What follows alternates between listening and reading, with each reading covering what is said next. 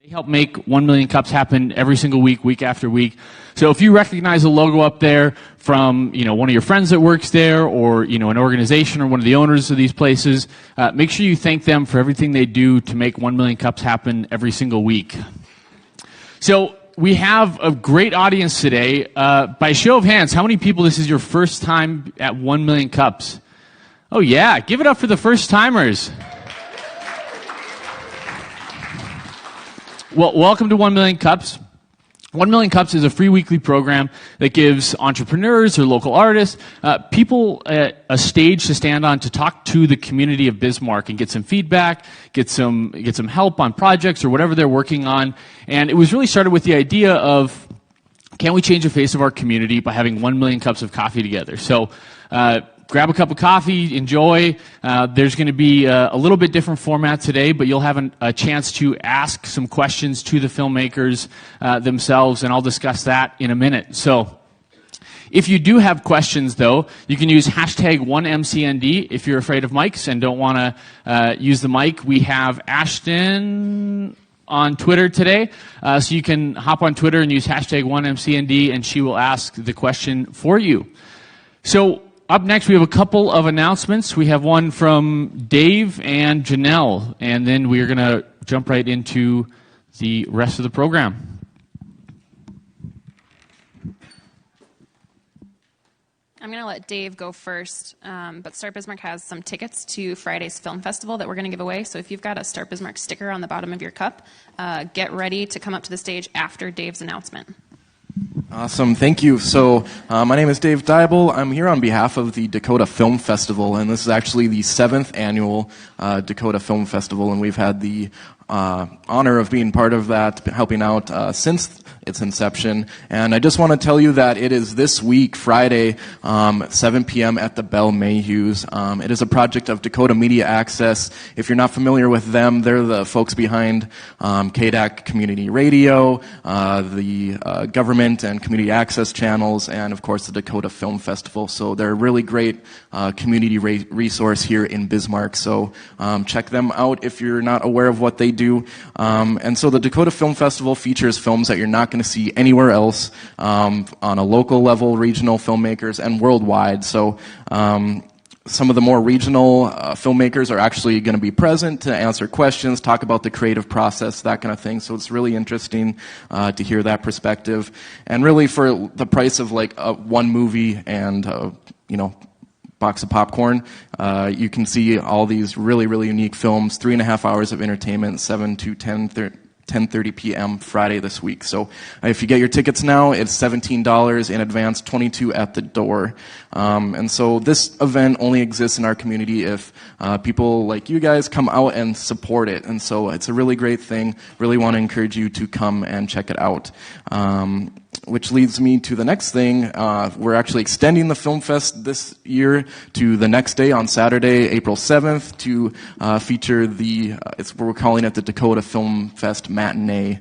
And so this will start out, we had so many great local submissions. Even some of the presenters you'll hear today will have some films being shown on Saturday. And so we'll start out with lots of local films and then move into what we are calling the Dakota Film Dash, which is a film competition in which we got 9 teams this year, which is an amazing turnout. And those teams basically had 10 days to write, shoot, edit, and fully produce a 3 to 5 minute short film. They showed up and drew out of a hat a prop, a line of dialogue, a character, and a genre, and that was it. The rest was up to them. And so saw some of the submissions. They're looking really great, lots of creativity. And so we're going to be showing those. There'll be a little award ceremony, that kind of thing. So really hope to keep this going, have even more teams involved next year, make a big deal out of it. So just to recap, April 6th, 7 to 10:30 is the Dakota Film Fest. Please get a ticket. The event on Saturday, the Dakota Film Matinee, is free to the public. So bring a friend, bring everybody you know, where you'll see local films and the Dakota Film Dash. That's all I got. Thanks. Awesome. How many of you had stickers? Give it up for Dave. Thanks. Do I have 2 people with stickers? Joe, Berger, and in the back, Kay, come find me afterwards and pick these up. TEDx You Marry is tonight. There are still a couple tickets available. That happens out at the Gary Tharaldson School of Business at You Marry. So if you're interested in going to a TEDx event on the university's campus, tickets are still available. Pick those up and enjoy tonight's show. All right. I highly recommend going to the film festival and checking that out. There's some really unique stuff that shows up every single year, so check that out this weekend. Today's format's going to be a little bit different.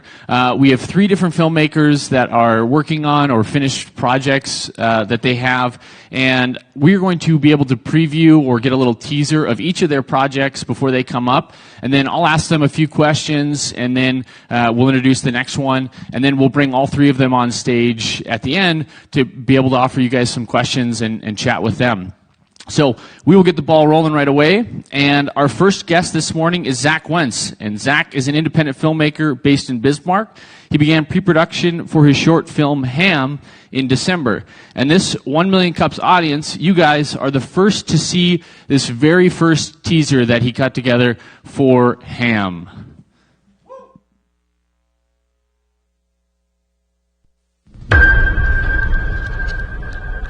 So has your mom ever told you about those dead monkeys floating around in space? No.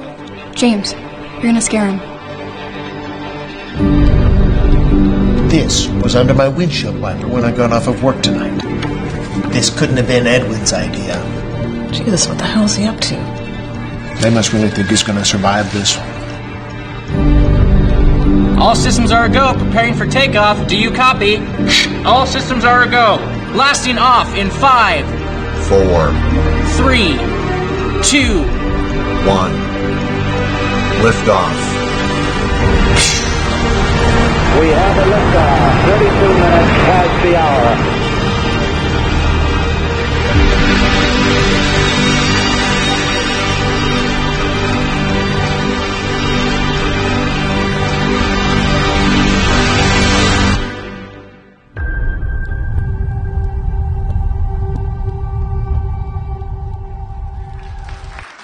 All right, give it up for Zach.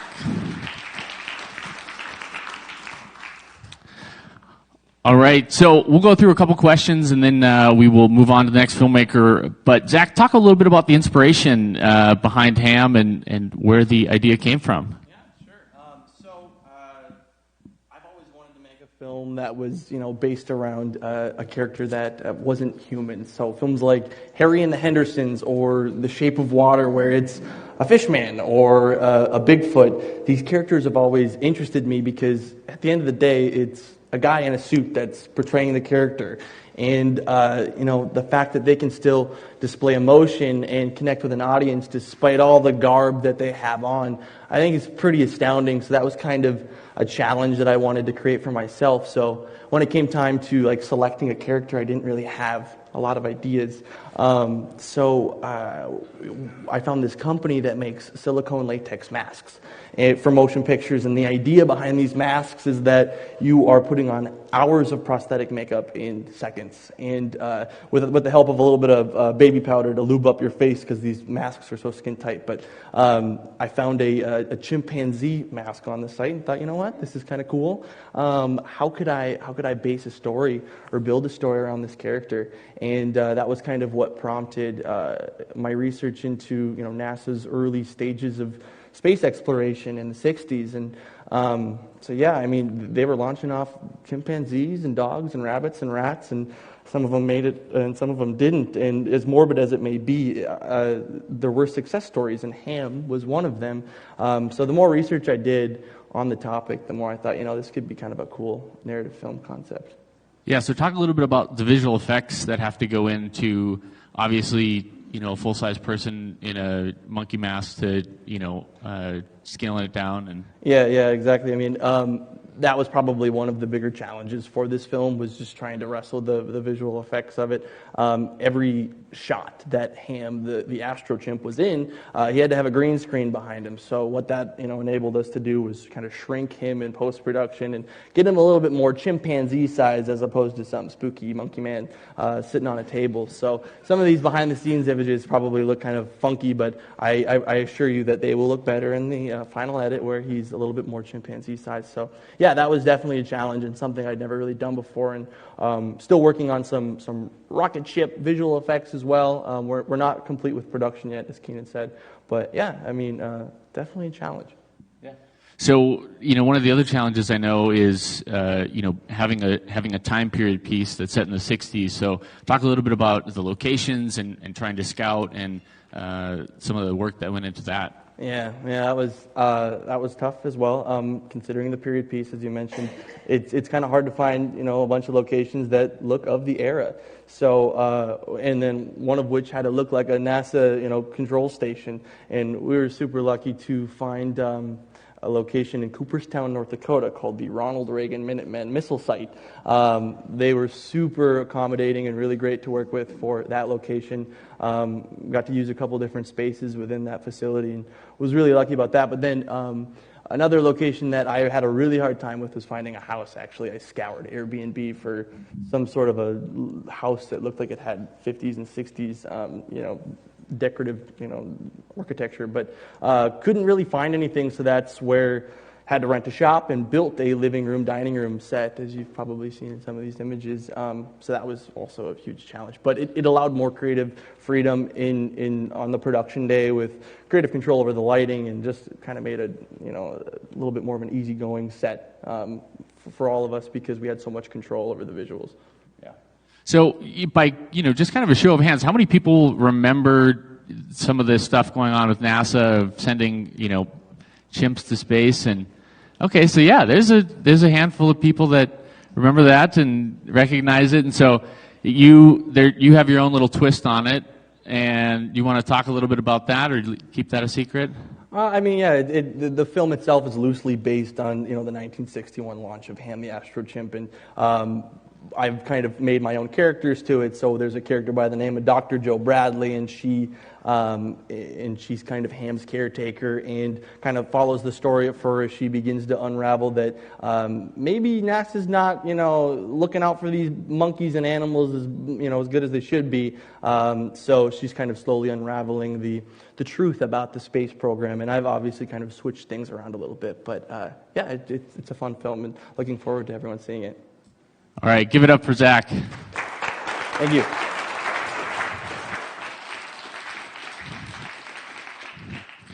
Alrighty, up next, our next guest is Sam Sprynczynatyk. And Sam has been working in film for over 10 years and has experience in almost every film medium. Sam is a one-man band and has been self-taught in his craft. We are about to watch a clip from his independent film, Kindred Creatures. Enjoy.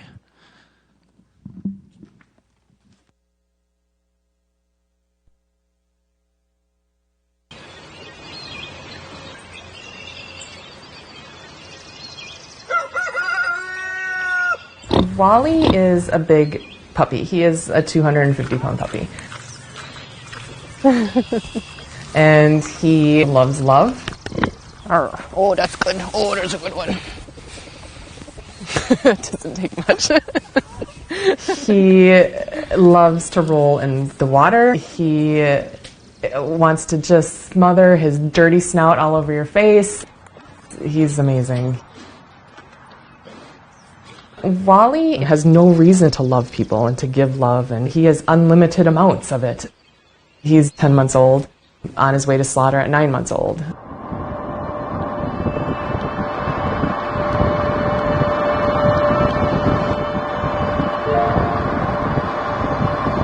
Wally was on a truck.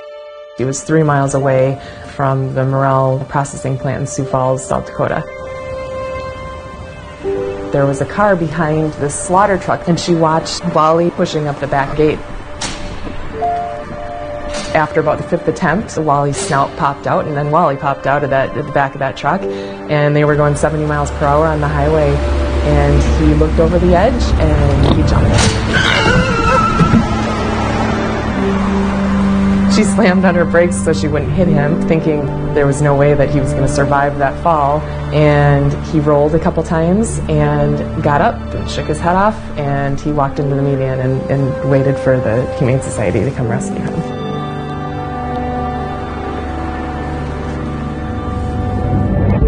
He knew he was going to slaughter. He saved himself. Absolutely, he saved himself. He came out of that with some road rash and limped on his hoof for a while. Perfectly fine. We packed up the trailer and went down to Sioux Falls, and I walked into the barn with him and laid down, and he looked at me, and I fell so hard in love with this pig.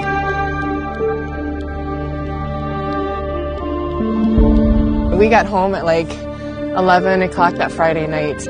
I pulled up the trailer to that barn and opened the trailer door and opened the barn door, and he walked in and he looked around and he was like, "Yep, I'm home." Amos, the mini donkey, he's 22 years old. He's only been here for about 9 months, and he hadn't really bonded with anyone. He just kind of got along with everyone. When Wally got here, he and Wally have been best buds. When they saw each other, they were like, "I've been looking for you my whole life." He stands there and guards him while he's taking a nap. Wally always leaves him with extra food. It's a beautiful connection.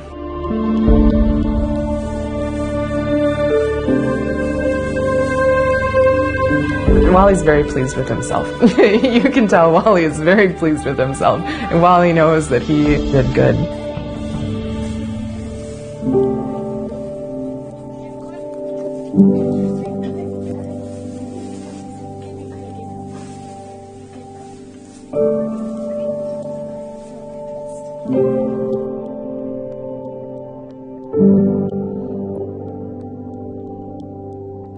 All right.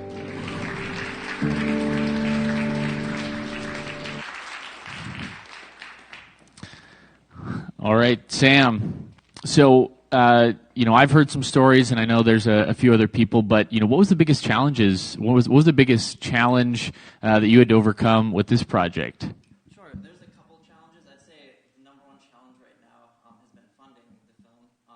But in the beginning of the film, I actually had started not expecting to do a feature-length film. I was going to do a short film. And I had gone out to a sanctuary and shot with the sanctuary and made an edit. Spent about 6 months on this short film, and stupidly learned an important lesson. I dropped my hard drive that had everything on it, and broke and lost 6 months worth of work. And I was pretty devastated, like 6 months worth of work down the drain. And I was super nervous to tell the owner of the sanctuary. Finally let her know, hey, everything we've been doing is done, it's gone. But what she said to me was, sometimes having to start over means taking your work from being mediocre to being something great. And I was like, oh, okay. All right, well, let's do this then. And then so I decided to expand the scope of the project and turn it into something great rather than a small short film. Yeah. So, how long have you been working on it now, and where do you see it going in the future? Yeah, I've been working on this for about 2 years now. I've been going to sanctuaries around Minneapolis and the Wisconsin area and filming with these animals. And it's all the animals that we typically use for food: pigs, cows, chickens, sheep, and showcasing their personalities that they have, showcasing the bonds that they share with humans, and how it's so much like our cats and our dogs. And what I'm hoping, though, is I have about 40 minutes of the film edited and done. I have about 2-3 more months of shooting, and I'm hoping to get the film completed by the end of the year. Hopefully. Is that better? Can we hear him on the live stream now? Do we need to do those questions over? So talk a little bit about some of the other projects that you have finished up, some of the ones that are coming up. I know there's an exciting one this summer. Yeah. I have a short film. It's a 14-minute short film that's going to play on the Saturday matinee at the festival this year. It's called Being Roosevelt, and I had shot this last summer in the Badlands. There's a thing called the Gathering of TRs, the Gathering of Teddy Roosevelts, and it's this 4 or 5 day event where people from around the country come to Medora and reenact members of the Roosevelt family. And it's really cool, and it's really fun, and it's kind of wacky, but I got to go out there and film with them for a few days and kind of showcase why people reenact members of the family, what sort of impact, if any, do they make while doing it, and kind of just diving into the inner lives of these people that most of us, walk past or just see them performing. Yeah. So from Teddy Roosevelt to Wally the Pig, where do you find the inspiration for your subjects for, the documentaries and things like that? Sure. I never really go out looking for stories. They usually tend to find me, which is pretty convenient. I did the film Uncle Albert last year, and with that film, how I came across that was a friend of mine just asked me to do it. It was as simple as that. We went out for coffee, and she told me about Albert and asked me to do it. Being Roosevelt, this story actually came from last year at the Fargo Film Festival. I was screening Uncle Albert, and I was in the middle of another documentary that I was watching and ended up having to go to the bathroom. It was a long film, and so I went to the bathroom, and as I was washing my hands, there was another man in the bathroom, and he started talking to me. Fine. But then he started talking to me all of a sudden as Teddy Roosevelt. Pretty weird, but I ended up just being like, all right, whatever, this is cool. And so I started talking to him for like 20 minutes, and he dove into this life of people who reenact the Roosevelt family, and I was just kind of intrigued. And when I went back to the movie that I was watching, my girlfriend Medora was like, "Are you okay? Are you sick? You were in there for like a half hour." And I was like, "No, I just met Teddy Roosevelt in the bathroom." So that's where that one came from. I don't know if you can top that. That's as good as it gets. I know. I should probably stop here with this film. So, how can the community help out with Kindred Creatures and, kind of support you and some of the documentary film work you do? Sure. With Kindred Creatures, I mean, the biggest thing that I need help with right now is funding and sponsors, because none of these stories take place in North Dakota, so I'm having to travel constantly.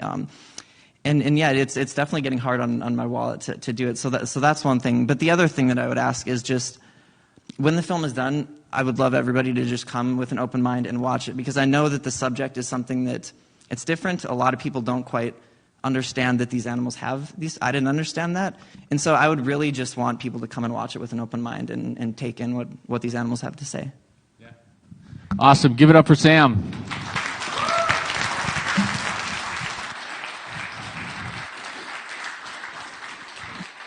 Alrighty, and our final filmmaker is Daniel Bielinski. Dan grew up in Wisconsin and worked as an actor in New York City. He and his family moved to North Dakota in 2015, and Dan accepted a position as theater director at the University of Mary. Since moving to Bismarck, Dan has written and produced a series of award-winning short films, including his latest, The Badlands Girl. So now we have a preview from The Badlands Girl.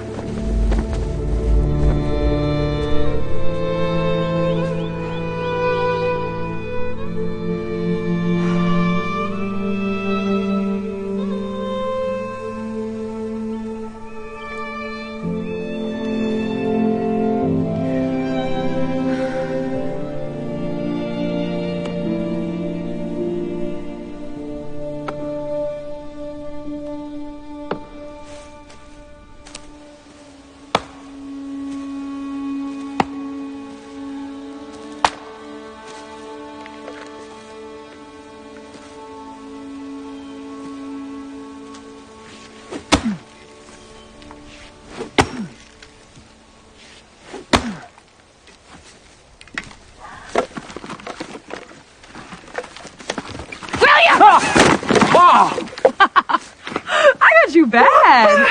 You little cow turd, Maggie. Are you mad? Yeah, I'm mad. How mad? Shush your mouth. What are you doing here so early? I got worried about that orphan calf ears. I wanted to make sure he got his breakfast. What would I do without you? I don't know. Hey, William? Yeah. What's this? Oh, that's nothing. That's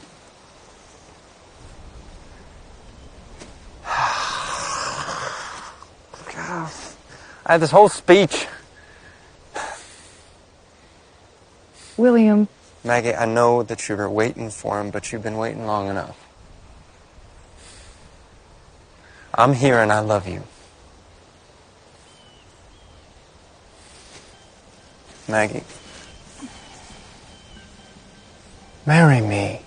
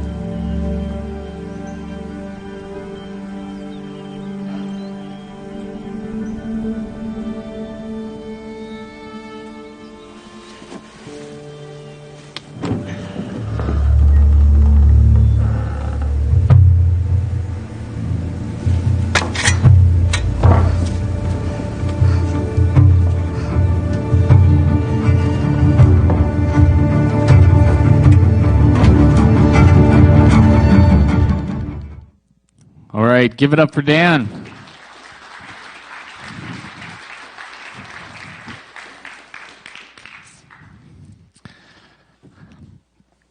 All right, Dan. So, kind of a similar question. What we asked Zach. Where'd the idea, where'd the inspiration for Badlands Girl come from? Well, I moved here 3 years ago. But since I first came here and I saw the Badlands, I was just I was blown away by how beautiful they are. And there's never been a period Western film shot in the Badlands, so I thought that was a really cool and unique opportunity. And there were so many people that I met in Western North Dakota that were really eager for it to happen too. There's so much Western culture here in North Dakota, especially in Western North Dakota. And in the first scene that you saw, those were real ranchers riding their own horses, and they look as good as any Hollywood stuntmen because they live on a horse. So it's been something that I've been kind of working up to. I've written and produced a handful of short films, but I feel like they've been leading up to that project, and then that was the short film, and then we're developing it into a feature film as well. Yeah, do you want to touch on that a little bit of the process, or kind of cutting into a short versus the feature? Yeah, so I spent. I spent several months raising the money for the short film. I wanted to make a short film first. I worked as an actor in New York and not as a writer and producer. And since I moved here, I didn't know any other narrative filmmakers here, so I started writing and producing my own stuff, just to give myself an artistic outlet and to give my students at the university also a chance to be on professional film sets and get that professional experience. But I wanted to start with the short film as a showcase. I wanted it to be complete in itself and tell a complete story, but also be a proof of concept for a feature film, which we're planning for this summer, or possibly next summer. We're speaking with the investors right now and putting that together. So, kind of a question that I'm sure we would get, but, do short films make money? Do you, is it something that, is it a passion or is it a money piece? Well, yeah. I'm definitely not in it for the money. My wife wishes I were.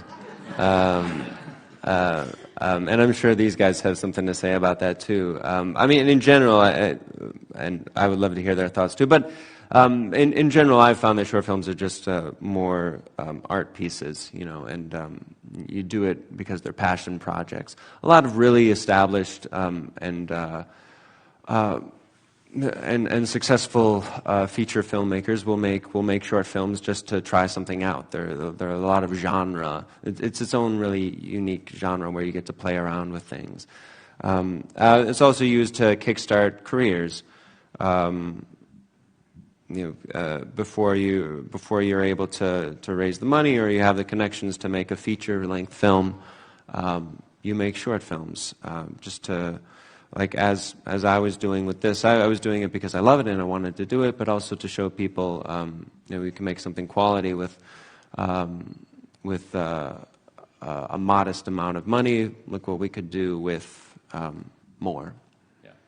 So talk about what were some of the biggest challenges with this project, and was it the fundraising? Was it some of the time period stuff as well?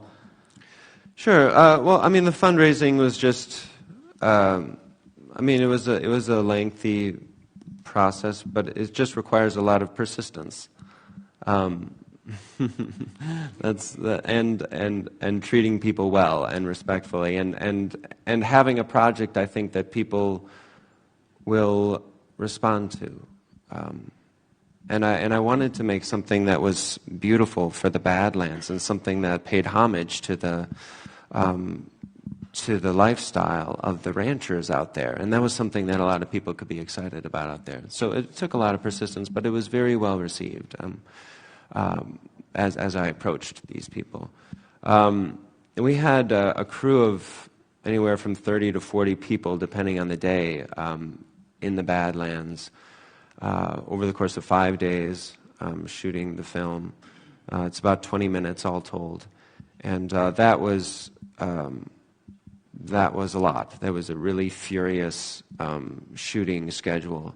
And I slept for about 3 hours every night.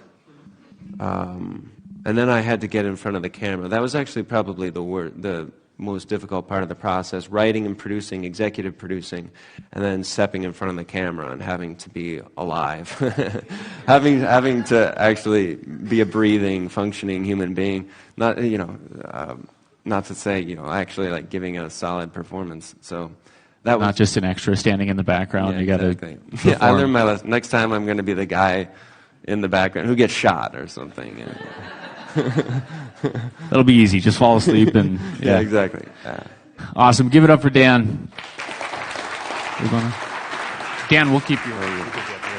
And help me welcome Zach and Sam back to the stage. We're going to move into some Q&A with you guys. So remember #1MCND if you guys want to ask some questions on Twitter, or else we have Janelle on the mic this morning as our mic runner. So who has our first question this morning? Yeah, right up front. Hello.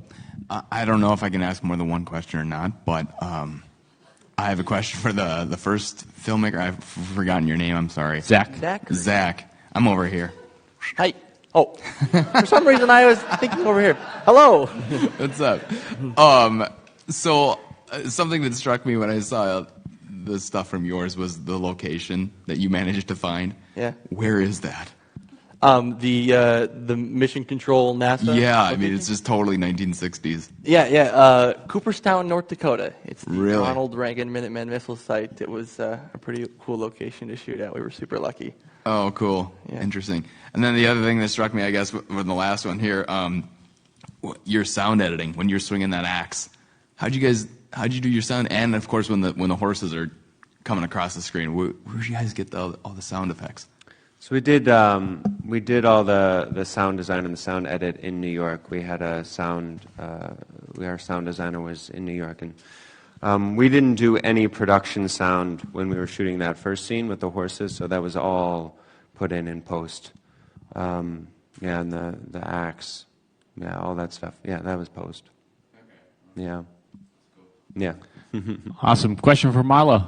So all great films. I thought these were fantastic. So obviously funding is a big deal with this. So I don't think North Dakota has a tax credit program for film right now. Is that something that would be advantageous for filmmakers in the state? And do you think that would help your causes if we had that? Anyway, go ahead. I'll go. Yeah. When I first got here, they were trying to push. It was in the early 2015. They were trying to push that through. I remember, and I went and testified in front of some sort of Congress team. But I think, yeah, I mean, it would be helpful. I know that large productions have passed over North Dakota because there is no tax film, there's no film board, and there are no incentives. It would be helpful. I think when we're talking about making, like, for instance, the feature film that I'm doing now, or that we're developing the Badlands Girl into, yeah, you get like a certain percentage of your budget back, and when you're making things for considerable amounts of money, then that starts to really be important. I haven't let that really deter me too. It just and these guys, I'm sure, will say the same thing. You know, if we love what we're doing, we'll find a way to make it happen.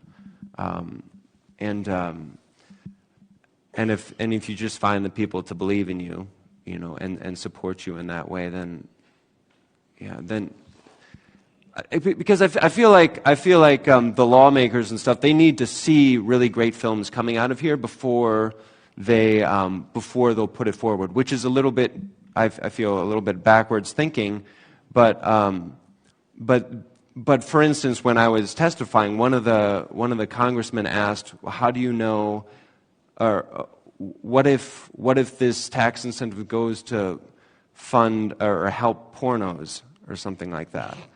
I think that question just kind of speaks to they just need to be shown something that's really quality and say, this is what we're doing. This is what can happen with the money with the help that you can give us. And then they'll say, oh, okay, all right, we get it. You're not making terrible movies that are morally destructive for our children and grandchildren. And we can get behind that. So I feel like there's a lot of work to be done by the filmmakers now, and we will rely on community members and people here in North Dakota to support it while we're working to get that. No, absolutely. My project was I didn't do any fundraising for it. It was completely self-funded. So, and this concept was originally just supposed to be like a 3 to 4 minute film, and now it's blown into a script is 18 pages. I think it'll probably run about 18 minutes. It's a much larger project than I anticipated. I kind of wanted it to be kind of a one and done sort of deal, but with the length of it kind of getting larger, so did the budget, and I didn't kind of factor in some of that stuff. So, yeah, I mean, getting those incentives would be totally helpful for independent filmmaking for sure. Yeah. Question right up front. Yeah, I've seen some of your guys' films at the film festival, which is awesome. Can you talk a little bit about just your individual maybe companies or what you see for your, the future of, do you have employees? Is it just you? Kind of what do you see coming down the pike, so to speak? You want to speak, Sam? Yeah, so I've been doing commercial work now for about 2 years, just supporting myself that way. And I've been doing it completely on my own. Every once in a while I'll have my girlfriend help me as the producer. But other than that, I tend to like to not have a lot of people involved because I like my vision to kind of stay my vision until the end. But what I would like to do is I would like to get out of commercial filmmaking and concentrate just on documentaries that can cause an impact and do some good in this world. But unfortunately, you don't really have people paying for that. So again, I probably will just have to keep doing commercial work on the side and doing my feature-length film as well out of my own pocket. Yeah, I've done a fair amount of freelance work, doing AC work and assistant camera and grip and electric work for lighting. And now I work for the commercial production company down the street, Threefold, the great guys at Threefold, and really enjoy that a lot. We do a lot of fun stuff. But continue to plan on making passion projects and shooting away over at Threefold. So I direct the theater program at the University of Mary, and my projects have. I've also wanted them to be, as I mentioned, just opportunities for the students to get professional experience. So, I mean, my company is Canticle Productions. It's an LLC, and I'm the only member of that. But the films that I've been doing is just writing, and I've been writing and producing my own stuff and acting in them as well. And I've collaborated with some professors at the university, and then flying. We flew a lot of people in from New York and LA for the Badlands Girl, from Minneapolis, and then Dave and Carson. I know we've collaborated with them from DNN Cinematics a lot. But yeah, that's where I stand. Yeah, question, Janelle. So I know that 3 of you, at least, have been to a Make Well event. And this audience is familiar with our last week's 1 Million Cups presentation about what Make Well is and what that community of artists and creatives and makers is doing for the Bismarck community. So I guess my question to you is, how supportive is the Bismarck environment for makers, filmmakers, artists, and people that are self-taught in their craft? And then, kind of explain how crucial that is to your trade. Filmmaking is a incredibly collaborative process, and with the production of this film, I had a lot of help. I couldn't have done it on my own, and I actually collaborated with Ben Brick, who spoke here at 1 Million Cups a few weeks ago, who did the little flyer that shows up in the teaser, and did a fantastic job with that. So, it is so important to have different members of the community come together to create projects that can really be a magical deal. Super important. Yeah, I'd say too that the community here is definitely getting more supportive over the years. There's a lot more people coming out and being a part of that. I would say as well, Ben Brick helped with my film create the logo that I have. And then I also have my friends Luke and Andrea, who are Collector and the Gypsy, that are going to help me with some of the scoring for the film. And so it definitely is a collaborative process, and it's nice to be able to have people willing to help. I think the tide is changing on it too. It's becoming better, but as it still has some work to do. But I think people are coming back to the realization of the importance of arts in the community, and the different ways they can support it. I think it's getting better, but there's still a lot of room for growth. Yeah, I think there's lots of different ways that the community can support the film. It's not just giving money, but for instance, John Lee from Bread Poets, he would give us food for lunches to feed the cast, finding locations, getting those things for free. I mean, people who own coffee shops. Offering coffee to people. There's so many different ways that different community people can support filmmaking endeavors in their own way. Because films, when you're making a film, every film has its own particular needs. Like Zach's needed this really awesome location in Cooperstown. And that's amazing that he got that. But he also had people on set who needed coffee and who needed breakfast and lunch and dinner, and he also needed people who maybe needed a porta potty set up outside or something. So the owners of a porta potty company can give a porta potty. There's so many different ways in which community can support. For my film, the ranchers that I got to ride, they brought their own horses, they rode. I gave them $50 each and a steak dinner. And they were happy to do it. There's a lot of creative ways in which people can support the films too. Yeah, question in the back. This one's for Samuel. you're really tackling a huge consciousness shift. And there's a lot of industry in North Dakota for animal agriculture. And there's a culture of something that isn't quite what you're shooting for. Do you find that there's a lot of pushback, maybe in fundraising, pushback from in personal relationships on this, or do you feel like we're ready for a culture of kindness to animals? Well, I definitely feel like we're ready for a culture of kindness to animals. It's definitely something that I've been believing in for years and something I'm trying to show people with this film. But I will say that talking to people about the project here has been a little more nerve-wracking than, say, talking to people about Uncle Albert. It's something that, like I said, it's new for a lot of people. It was new for me as well when I was first tackling this issue. But I think it's something that is it's an animal. There's human rights, there's social rights, there's animal rights. I think it's an issue of us. I guess not treating or not seeing a certain portion of our population of the world in the correct way. And so what I'm trying to do is just not trying to push anything on people, but just trying to show you with the films that I'm out creating at these sanctuaries that these animals do have these other lives. A couple weeks ago went out and filmed with a cow who was, gosh, just like a dog and would want to play with everything and was playing with this little cart and was running around.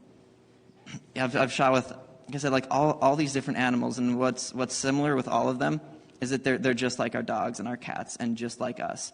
And it's something that I believe needs to be heard and needs to be seen, and something that I'm definitely going to keep pursuing because it's, and whether or not I get pushback or not doesn't really matter to me because it's something so close to my heart that no matter what anybody says or how they interpret this film, it's something that I know to be true and something that I fully believe, and so I'm not going to stop trying to put this information out there, I guess.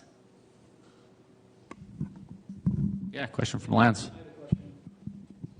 Hello, there we go. I had a question about distribution.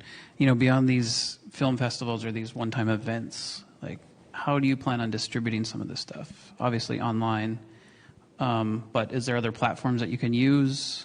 You know, all these platforms are, you know, starving for content. And how do you distribute it beyond just that single event? With me, with Kindred Creatures, I'm not sure exactly how I'm going to distribute it yet because I've never gotten to a point in my career where I've always just put my stuff online for free. And so with Kindred Creatures, what I'm hoping is that I would really love to get it on something like Netflix. And to do that, I think my course of action would be finish the film, submit it to festivals, and at certain festivals there are distributors and there are people who can notice the films. And so as of right now, that's the only plan that I have is to get it into festivals. And then potentially just try to, if I don't get distribution, do it myself through iTunes or through Amazon or through, you know, Vimeo. I'm not quite sure yet. What about you guys? Well, I think every film has its own path. Speaking for the Badlands Girl, we've had numerous screenings across the state of the film, and we'll continue to have them. So, and what's nice about making a film, The Badlands Girl, it's just very specifically a North Dakota film. So many North Dakota people are involved in it. It showcases the beauty of the North Dakota Badlands. So there's a built-in audience here in North Dakota. And that's something that I've been trying to do with the films that I've done, is just make them particular to North Dakota. Leading up to the feature film, in terms of, I mean, short films in general, like even if you get them on Amazon or iTunes or stuff, in general they're not money makers. That's just how it is. But feature films are a different story. So for the Badlands Girl, developing that into a feature film, I've hired a couple Hollywood producers who have these relationships with distributors, because those relationships are just so important. You really need, in my experience, you really just need somebody who has those connections and who really knows what they're doing, in order to have the right pitch for the distributors. Yeah, I mean, we live in a day and age where advertising commercials are about being as brief as possible. Get in and get out. 15-second spots are becoming more and more popular, but we also live in a day and age where we're doing Netflix binging, and we'll spend an entire weekend watching Game of Thrones and just throw away all of our time. And now you've got short films where it's like there's not quite as good of a market for them. These 20-minute films, you think about, if you put a 20-minute film on YouTube, you see the duration on it and you go, my God, watch this on my phone. So it can be tricky to find a good place for your short film if it's sitting around 20 minutes or around that. So I'm going to do the film festival circuit once it comes out.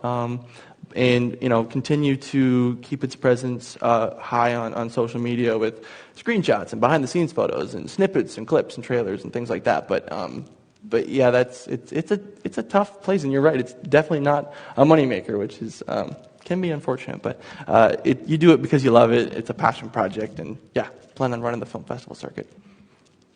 Awesome. And we ask the same question every single week at 1 Million Cups. So Janelle, do you want to ask the final question to all three of these guys? Sure. So really quickly, how can this Bismarck Mandan 1 Million Cups community continue to support you? And we'll go down the line. But how can this audience be a support system to you today and tomorrow and months and years from now? For my film, I have a Facebook page that you can check out. It's just called Ham Short Film.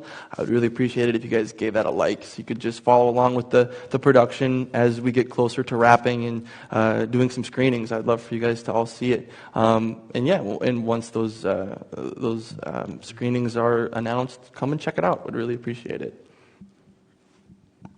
Yeah, I'd say kind of the same thing. Right now, I mean, if there's anybody that connects with this idea or that wants this information to be out there like I do, I mean, like I said, funding is always the hardest part for me. But other than that, just like Zach said, I would just ask that everybody, once it's done, come with an open mind and check out the film. And that's really all that I would say right now.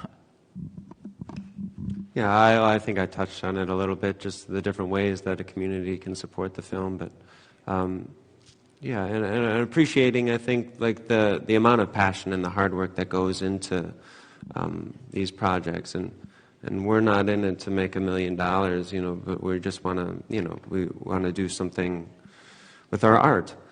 Yeah. All right, give it up for these guys.